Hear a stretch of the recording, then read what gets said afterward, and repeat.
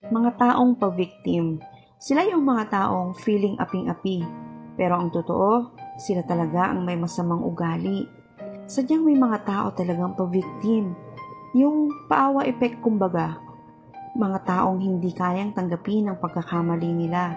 Tapos kung makakwento sa ibang tao, siya pa yung biktima. Sa kwento niya, siya yung inaapi. Pero kapag nakilala mo ng gusto, siya pala yung hindi gumagawa ng mabuti. Kaya bago kayo kumampi, alamin niyo muna ang buong istorya. Dahil baka masyado kayong maawa sa maling tao na pa-victim at magaling magsinungaling. Kaya sa mga pa-victim dyan, huwag gumawa ng sitwasyon ikaw rin naman ang masisisi dahil baliktarin mo man ang sitwasyon upang imanipula ang isipan ng mga tao at palabasing ikaw ang inosente, sa huli, ikaw pa rin ang lalabas na nakakahiya.